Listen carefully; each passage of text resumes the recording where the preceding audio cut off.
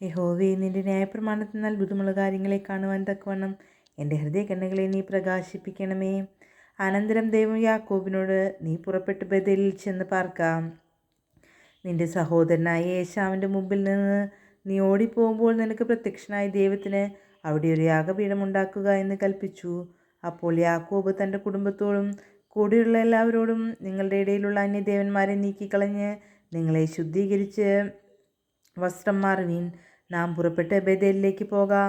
എൻ്റെ കഷ്ടകാലത്ത് എൻ്റെ പ്രാർത്ഥന കേൾക്കുകയും ഞാൻ പോയ വഴിയിൽ എന്നോടുകൂടി ഇരിക്കുകയും ചെയ്ത ദൈവത്തിന് ഞാൻ അവിടെ ഒരു യാഗപീഠം ഉണ്ടാക്കും എന്ന് പറഞ്ഞു. അങ്ങനെ അവർ തങ്ങളുടെ പക്കലുള്ള അന്യദേവന്മാരെ ഒക്കെയും കാതുകളിലെ കുണുക്കുകളെയും യാക്കോബിൻ്റെ പക്കൽ കൊടുത്തു. യാക്കോബ് അവയെ ശെഖേമിനരികെയുള്ള കരിവേലകത്തിന് കീഴിൽ കുഴിച്ചിട്ടു. പിന്നെ അവർ യാത്ര പുറപ്പെട്ടു. അവരുടെ ചുറ്റുമിരുന്ന പട്ടണങ്ങളുടെ മേൽ ദൈവത്തിൻ്റെ ഭീതി വീണതുകൊണ്ട് യാക്കോബിൻ്റെ പുത്രന്മാരെ ആരും പിന്തുടർന്നില്ല. യാക്കോബും കൂടെയുള്ള ജനമൊക്കെയും കാനാൻ ദേശത്തിലെ ലൂസ് എന്ന ബേഥേലിലെത്തി. അവിടെ അവനൊരു യാഗപീഠം പണിതു. തൻ്റെ സഹോദരൻ്റെ മുമ്പിൽ നിന്ന് ഓടിപ്പോകുമ്പോൾ അവന് അവിടെ വെച്ച് ദൈവം പ്രത്യക്ഷനായതുകൊണ്ട് അവൻ ആ സ്ഥലത്തിന് എൽ ബേഥേൽ എന്ന് പേർ വിളിച്ചു.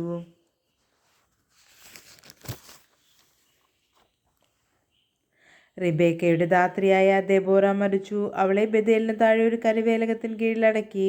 അതിന് അല്ലോൻ ബാഗുത്ത് വിലാപവൃക്ഷം എന്ന് പേരിട്ടു.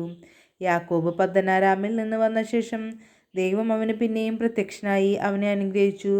ദൈവം അവനോട്, നിന്റെ പേർ യാക്കോബ് എന്നല്ലോ, ഇനി നിനക്ക് യാക്കോബ് എന്നല്ല ഇസ്രയേൽ എന്ന് തന്നെ പേരാകണം എന്ന് കൽപ്പിച്ചു. അവന് ഇസ്രയേൽ എന്ന് പേരിട്ടു. ദൈവം പിന്നെയും അവനോട്, ഞാൻ സർവശക്തിയുള്ള ദൈവമാകുന്നു. നീ സന്താനപുഷ്ടിയുള്ളവനായി പെരുകുക. ഒരു ജാതിയും ജാതികളുടെ കൂട്ടവും നിന്നിൽ നിന്ന് ഉത്ഭവിക്കും. രാജാക്കന്മാരും നിന്റെ കടിപ്രദേശത്ത് നിന്ന് പുറപ്പെടും. ഞാൻ അബ്രഹാമിനും ഇസ്ഹാക്കിനും കൊടുത്ത ദേശം നിനക്ക് തരും. നിന്റെ ശേഷം നിന്റെ സന്തതിക്കും ഈ ദേശം കൊടുക്കുമെന്ന് അരുളി ചെയ്തു. അവനോട് സംസാരിച്ച സ്ഥലത്തുനിന്ന് ദൈവം അവനെ വിട്ട് കയറിപ്പോയി. അവൻ തന്നോട് സംസാരിച്ചെടുത്ത് യാക്കോബ് ഒരു കൽത്തൂൺ നിർത്തി. അതിന്മേൽ ഒരു പാനീയയാഗം ഒഴിച്ചു എണ്ണയും പകർന്നു. ദൈവം തന്നോട് സംസാരിച്ച സ്ഥലത്തിന് യാക്കോബ് ബേഥേൽ എന്ന് പേരിട്ടു. അവർ ബേഥേലിൽ നിന്ന് യാത്ര പുറപ്പെട്ടു. എഫ്രാത്തയിൽ എത്തുവാൻ അല്പദൂരം മാത്രമുള്ളപ്പോൾ റാഹേൽ പ്രസവിച്ചു. പ്രസവിക്കുമ്പോൾ അവൾക്ക് കഠിനവേദനയുണ്ടായി. അങ്ങനെ പ്രസവത്തിൽ അവൾക്ക് കഠിനവേദന ഉണ്ടായിരിക്കുമ്പോൾ സൂതികർമ്മിണി അവളോട്, ഭയപ്പെടേണ്ട, ഇതും ഒരു മകനായിരിക്കുമെന്ന് പറഞ്ഞു. എന്നാൽ അവൾ മരിച്ചുപോയി. ജീവൻ പോകുന്ന സമയം അവൾ അവന് ബെനോനി എന്ന് പേരിട്ടു. അവൻ്റെ അപ്പനോ അവന് ബെന്യാമീൻ എന്ന് പേരിട്ടു. റാഹേൽ മരിച്ചിട്ട് അവളെ ബെത്ലഹേം എന്ന എഫ്രാത്തിന് പോകുന്ന വഴിയിൽ അടക്കം ചെയ്തു. അവളുടെ കല്ലറകളിന്മേൽ യാക്കോബ് ഒരു തൂൺ നിർത്തി. അത് റാഹേലിൻ്റെ കല്ലറ തൂൺ എന്ന പേരോടെ ഇന്നുവരെയും നിൽക്കുന്നു.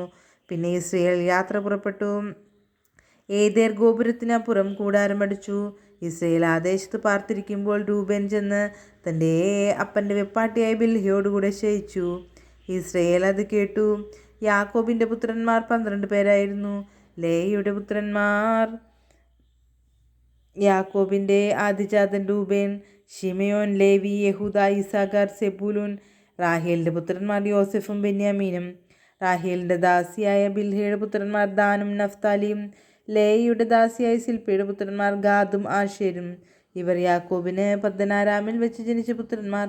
പിന്നെ യാക്കോബ് കിര്യത്തബ എന്ന മമ്രയിൽ തൻ്റെ അപ്പനായ ഇസ്ഹാക്കിൻ്റെ അടുക്കൽ വന്നു. അബ്രഹാമും ഇസ്ഹാക്കും പാർത്തിരുന്ന ഹെബ്രോൻ ഇത് തന്നെ. ഇസ്ഹാക്കിൻ്റെ ആയുസ് 180 സംവത്സരമായിരുന്നു. ഇസ്ഹാക്ക് വയോധികനും കാലസമ്പൂർണനുമായി പ്രാണനെ വിട്ടുമരിച്ചു തൻ്റെ ജനത്തോട് ചേർന്നു. അവൻ്റെ പുത്രന്മാരായ ഏശാവും യാക്കോബും കൂടി അവനെ അടക്കം ചെയ്തു. ദൈവമേ, സ്തുതി നിനക്ക് യോഗ്യമാകുന്നു. ബാറയ്ക്കുമോർ.